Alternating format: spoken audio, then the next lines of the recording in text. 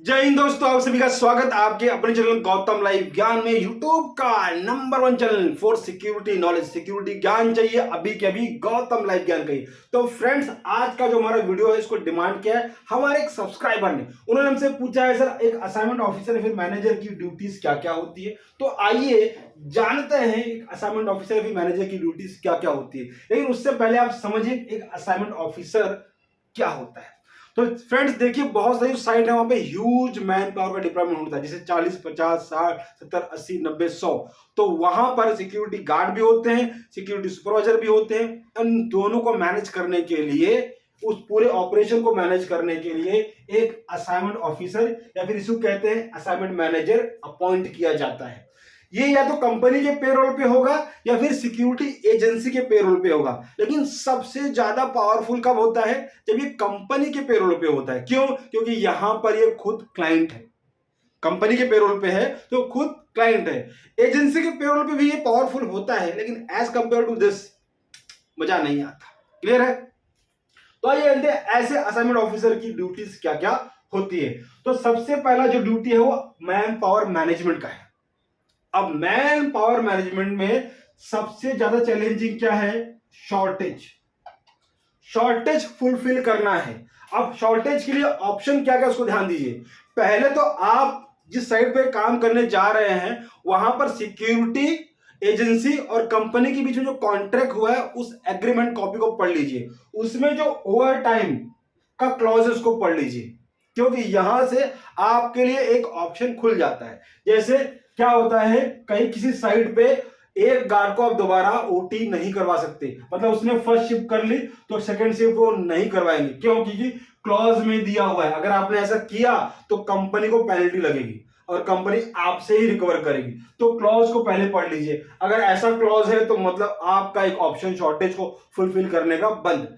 दूसरा क्या ऑप्शन हो सकता है, एक गार्ड को आप महीने में 5 ओटी 6 ओटी ऐसा करा सकते हो। तो इससे क्या होता है, एक ऑप्शन आपके लिए खुल गया है। अच्छा, एक गार्ड को 5 तो करवा सकता हूं ना, तो एक ऑप्शन खुल गया है। तो एग्रीमेंट को पढ़ना आपका पहला काम है, ताकि आप शॉर्टेज को समझ सको कैसे मैनेज करना है। अगर ऑप्शन सेकंड वाला है कि यहां पर हम 4-5 ओटी करवा सकते हैं महीने में मैक्सिमम, तो वहां पर हम क्या कर सकते हैं, शॉर्टेज को मैनेज करने के लिए इस ऑप्शन को इस्तेमाल कर सकते हैं। दूसरा, आपका जो एओ है, मतलब एज ऑफिसर, इससे कोऑर्डिनेट करके आप जो साइट के बगल, साइट के अगर वो जितनी साइट है वहां से गार्ड को ड्यूटी के लिए आप बुला सकते हैं। बहुत सारे गार्ड्स होते हैं जो ओवर टाइम के लिए एकदम लालायित रहते हैं। क्यों? क्योंकि सिक्योरिटी गार्ड के पास पैसा कमाने का एक और इकलौता माध्यम यही है कि वो ओवर टाइम करे। और कौन सा माध्यम है? और क्या करेगा? कुछ नहीं कर सकता वो। तो क्या करता है वो? ओवर टाइम करता है। तो बहुत सारे ऐसे गार्ड होते हैं, उन गार्ड की लिस्ट बना के रखिए। आप देख लीजिए आपके यहाँ daily basis, man power huge है, बड़ा है, तो शॉर्टेज डेली बेसिस कुछ ना कुछ हमेशा रहेगा। तो इसको मैनेज करने के लिए टीम 21, टीम 10, जो भी आपके ऐसे लालायित लोग हैं उनकी लिस्ट बना लीजिए। हमेशा उनका कांटेक्ट नंबर रखिए और सख्त हिदायत देके रखिए, जिसको छुट्टी चाहिए छुट्टी मिलेगी, लेकिन एक दिन पहले इंफॉर्म करो, ताकि आप तैयार रहो, चीजों को बेहतर ढंग से मैनेज कर सको। ठीक है ना? एक क्या कर सकते हैं कि दूसरी साइड से जो गार्ड है उनको आप बुलाकर ओटी करो। मतलब यहां पे, अब वहां पे जो काम किया है वो तो काम किया है, यहां पे अगर दूसरा कर रहे हैं तो ओटी नहीं कहलाएगी। क्यों? वो आपका मैन पावर में काउंट हो जाएगा, क्योंकि ये लोग बाहर से आए हुए हैं ना। और इसकी परमिशन हमेशा क्लाइंट से ले लीजिएगा कि भाई सर, हम अपने ही कंपनी के जो गार्ड दूसरे साइड पे काम कर रहे हैं उनको आउटसोर्स कर रहे हैं। क्लियर है? शॉर्टेज फुलफिल करने के लिए क्लाइंट को हर बात हमेशा कॉन्फिडेंट में रखे, बताकर रखे चीजों को, उससे छुपाए नहीं तो कुछ एस्केलेशन आया तो आपके नंबर नाम पे बिल पड़ेगा। क्यों? क्योंकि आप यहां पे असाइनमेंट ऑफिसर या फिर मैनेजर है। ठीक है ना? तीसरा क्या कर सकते हैं, तो न्यू डिप्लॉयमेंट, न्यू डिप्लॉयमेंट बुला लीजिए। तो ये 3 तरीके हैं जिससे आप मैन पावर मैनेज करना है, जिससे आप मैन पावर को मैनेज कर सकते हैं। दूसरा पॉइंट है ब्रीफिंग। अभी ब्रीफिंग वाला जो बात है, मैंने देखा है कितने साइट्स पर, मतलब समझ में नहीं आता लोगों को। अरे ब्रीफिंग का मतलब है संक्षिप्त, मतलब संक्षिप्त में अपनी बात कहे हमेशा। लेकिन यहां पर आधा आधा पौना पौना घंटा गार्ड को खड़ा रखते हैं, गार्ड पक जाता है और वही पका हुआ मूड लेके वो ड्यूटी पे जाता है, ढेर सारी गलतियां करता है, फिर शाम को ब्रीफिंग होती है और उसकी हालत खराब हो जाती है। फ्रेंड्स, ब्रीफिंग का मतलब ब्रीफिंग है, 15 मिनट से मैक्सिमम 15 मिनट से ज्यादा कभी ब्रीफिंग वगैरह ना करें। क्या क्या करेंगे इसके अंदर, देखो क्या कीजिए, सबसे पहले प्रीवियस शिफ्ट में, प्रीवियस डे में जो भी इंसिडेंट एक्सीडेंट हुआ है उसको डिस्कस कर लीजिए। दूसरा, क्लाइंट या फिर सिक्योरिटी एजेंसी की तरफ से कोई मैसेज उसको दे दीजिए। पर्सनली आपको कोई ऑब्जर्वेशन रहा है, ठीक है ना, उसको शेयर कर दीजिए। और चौथा, अगर टाइम बचता है तो उसके बाद क्या कीजिए, आप कुछ नॉलेजेबल, जिसे फायर के बारे में डिस्कस कर लीजिए, फर्स्ट एड के बारे में डिस्कस कर लीजिए, अपने प्रीमाइसेस में जो नॉलेज है उसके बारे में डिस्कस कर लीजिए। तो इससे क्या होगा, ज्ञानवर्धन होगा और वो पकेंगे भी नहीं और जाएंगे एकदम फ्रेश मूड से, अच्छे से काम करेंगे। लेकिन लोग करते क्या है, आधा आधा पौना पौना घंटा मतलब गार्ड को एकदम पका डालते हैं। तो ये काम आप बिल्कुल मत कीजिएगा, ठीक है ना। डिप्लॉयमेंट, एक चीज हमेशा आप ध्यान रखिएगा फ्रेंड्स, हमेशा आपको दो तरह का मैन पावर मिलने वाला है, एक स्लो लर्नर और एक आपका क्विक लर्नर। हमेशा ये दो तरह का मैन पावर आपकी साइड पे रहेगा। आप सोचोगे सब के सब बेस्ट मिल जाए, ऐसा कभी नहीं होने वाला है। देखो, प्लस माइनस जब दोनों जुड़ेंगे तभी आपका ये ट्यूबलाइट ऑन होगा, आपका बल्ब जलेगा, तभी आपका ऑपरेशन चलेगा।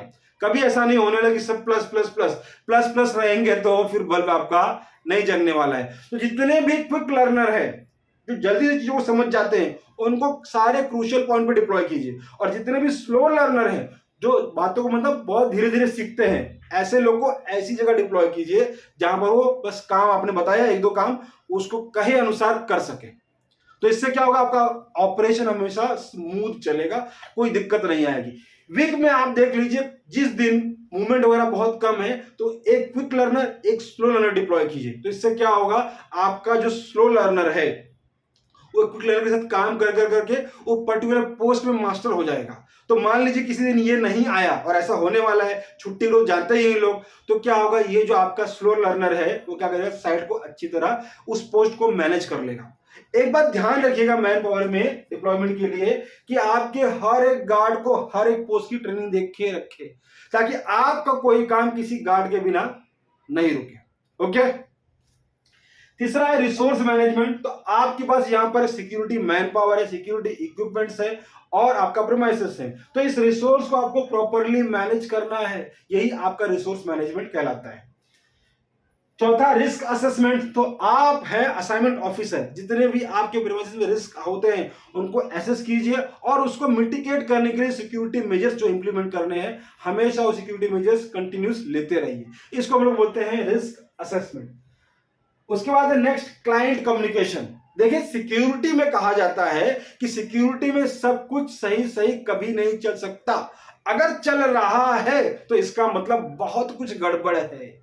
तो ऑपरेशन जो है ना, हमेशा 19-20 के रेंज में रहता है, एक का डिफरेंस हमेशा आपको मिलेगा। तो अगर आप क्लाइंट से रिलेशन आपका अच्छा है तो ये जो गैप है, जो दरार है, उसको आप बड़ी आसानी से फुलफिल कर सकते हो। अगर क्लाइंट से कम्युनिकेशन रिलेशन अच्छा नहीं है तो ये जो दरार है वो खाई की तरह बड़ी हो जाएगी और आप कंटिन्यू एस्केलेशन आपको फेस करना पड़ेगा और फिर आपको हो सकता है फिर रिजाइन देना पड़ जाए, ठीक है ना। आपको साइड से फ्रस्ट्रेशन हो जाए, क्या यार, क्या जिंदगी सारी, ऐसा आपको फील होगा। Next, incident management. तो आपके यहां पर बहुत सारे डेली बेसिस पे इंसिडेंट होंगे, वीकली बेसिस पे, मंथली बेसिस पे। तो जितने भी इंसिडेंट होते हैं उन सारे इंसिडेंट को करना है, इंसिडेंट रेज करना है।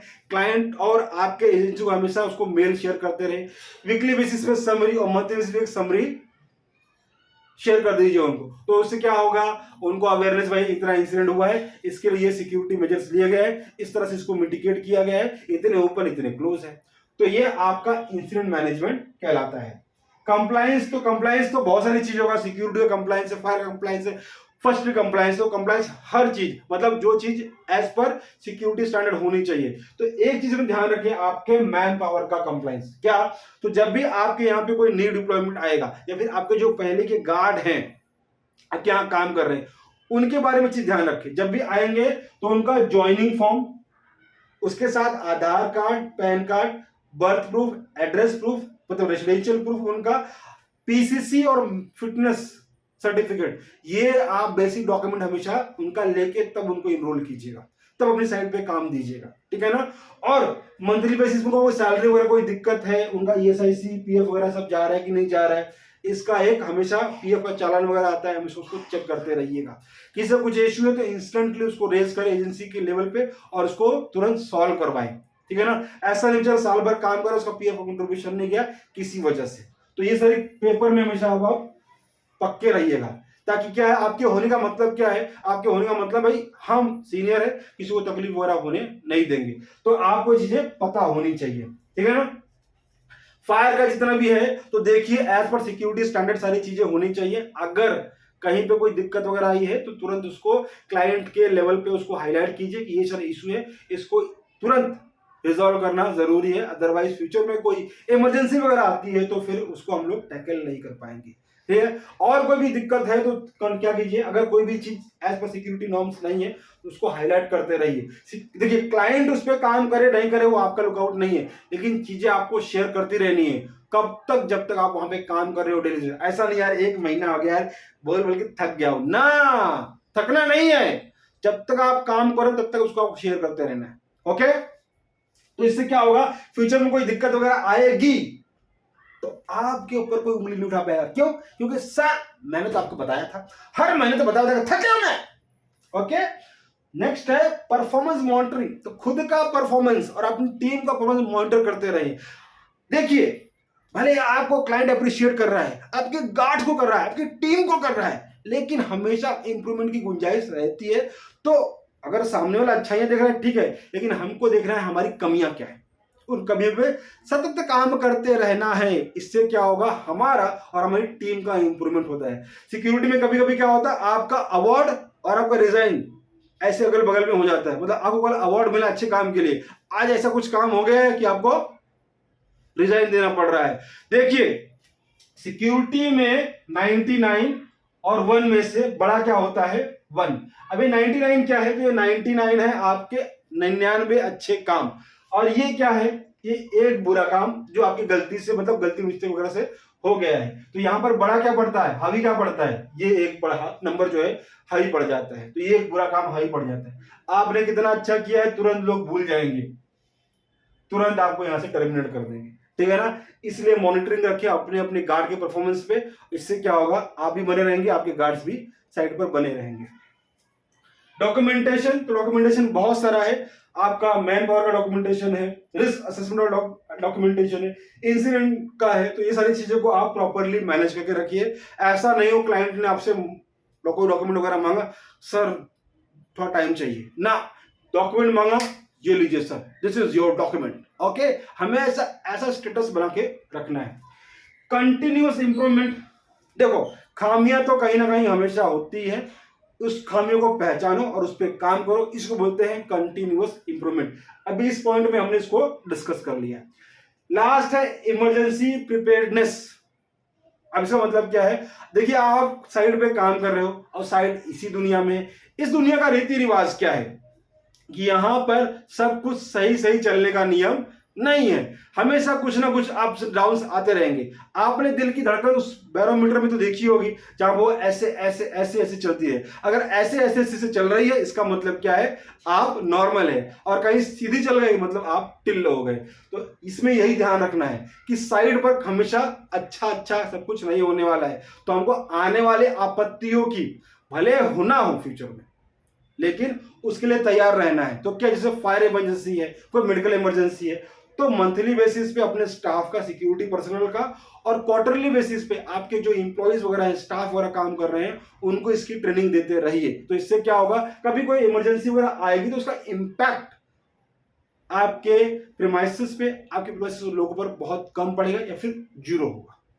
तो आई होप आपको ये सारे पॉइंट्स समझ में आ गए। कुछ नहीं समझ में आया है तो भैया कमेंट बॉक्स खुला है, कमेंट बॉक्स में कमेंट करके फिर पूछो, फिर नया वीडियो बनाऊंगा। मिलता हूं नेक्स्ट वीडियो, तब तक के लिए जय हिंद।